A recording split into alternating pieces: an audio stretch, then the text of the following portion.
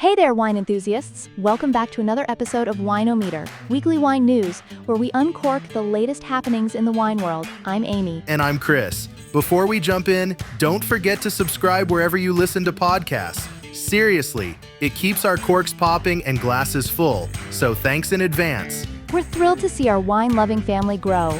For today, we're diving into everything from some concerning U.S. tariffs on Italian wines, Chardonnay's delightful comeback thanks to Bridget Jones, and even a heartwarming story about a cloned winery dog.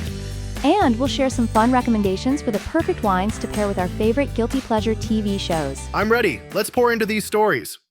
Chris, let's talk tariffs. It's serious business. New potential U.S. tariffs could devastate Italian wine exports, costing Italy around 1 billion euros. €1 billion? That's insane. Imagine your favorite Chianti suddenly doubling in price. Looks like my pizza night ritual just got expensive. Right?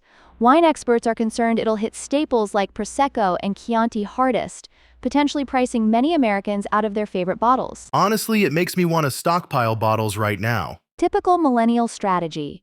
Hoarding wine instead of retirement savings.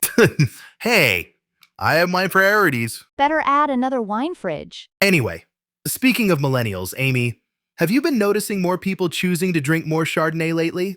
Definitely. Chardonnay sales spiked recently thanks to the newest Bridget Jones movie, Mad About the Boy. She single-handedly made Chardonnay cool again. Personally, I love unoaked Chards.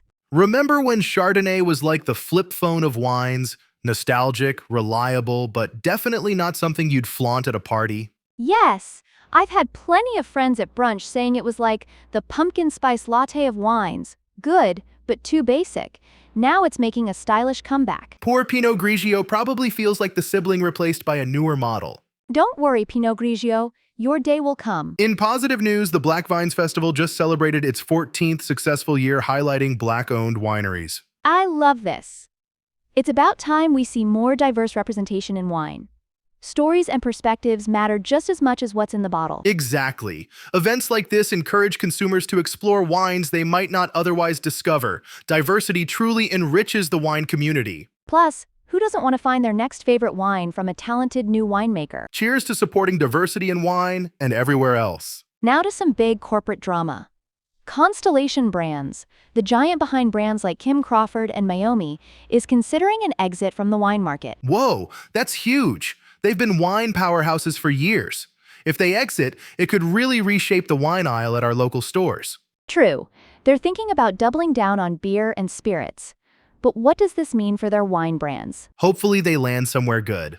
I still remember discovering Kim Crawford Sauvignon Blanc, basically the unofficial wine of my 20s. Ah, memories. Change can be tough, but it also means room for new players to step up. Fingers crossed. Amy, have you noticed the shift in how people are drinking wine lately? Totally. We're seeing a trend toward moderation. People are choosing lower alcohol or even non-alcoholic wines. So it's like millennials finally realize hangovers aren't worth it anymore. They've gotten harder to deal with as we get older, for sure. Plus, sustainability has become a huge factor. Consumers want to feel good about their choices, not just physically, but ethically too. It's pushing wineries to innovate in fascinating ways.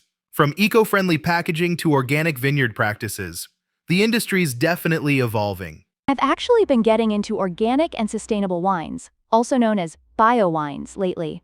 Honestly, it's fun discovering bottles that make you feel good about what you're drinking, inside and out. Switching gears to a tougher topic, news outlets are reporting that it looks like California might see more winery closures this year. That's truly tough news. Economic pressures, shifting consumer preferences, it's putting a lot of strain on smaller wineries. The Trump tariffs on Canada aren't going to help our wine exports either, unfortunately. It's sobering. Reminds us to support local producers whenever we can. Every purchase makes a difference. Next weekend, let's visit some local wineries and show our support. Agreed. Support local friends. Every bottle matters. If you're near some California wine regions, grab some friends and head out for some tastings. With buying wine right at the winery, you can save your pocketbook and your local industry. All right, Chris, I have something wild to share. Have you heard about Mela, the cloned dog roaming a North Bay winery? Wait, did you say cloned dog at a winery? Yep. Mela is a clone of the owner's late beloved pup. She's now the vineyard mascot, greeting visitors and probably charming them into buying more wine. This feels like the start of a Netflix documentary waiting to happen. Vineyard dogs are amazing, but cloned vineyard dogs? That's next level. Absolutely. I'm adding meeting Mela to my wine tour bucket list immediately. Before we close out, Chris, it's time for our favorite segment, pairing guilty pleasure TV shows with our wines. Spill it. Sci-fi shows, hands down. Nothing beats getting lost in another universe with a robust Cabernet Sauvignon. Love that. For me, it's reality dating shows paired with a crisp, cold rosé. Drama plus rosé? That's my total vibe. It's definitely giving Love Island Sundays. Listeners, we want to hear your guilty pleasure shows and wines too. Tag us on Instagram at wine.ometer, where we're always serving up some wine humor. Including our latest post, an influencer champagne brunch that got hilariously out of hand. Check it out, and don't forget to subscribe. Thanks for joining us. Until next time, sip responsibly and enjoy every pour. Cheers! And see you next Friday. Wineometer Weekly Wine News is a DCG Arts production. What if I knew a way for you to work remotely on a beach in Thailand, a rooftop in Barcelona, or a cafe in Paris? Visit digitalnomadbootcamp.school to learn how to land remote jobs, qualify in another country as a digital nomad, and use AI to work less while earning more. This streamlined course is perfect for content creators, entrepreneurs, and freelancers. Remote work and financial freedom is one click away. Visit digitalnomadbootcamp.school to enroll today.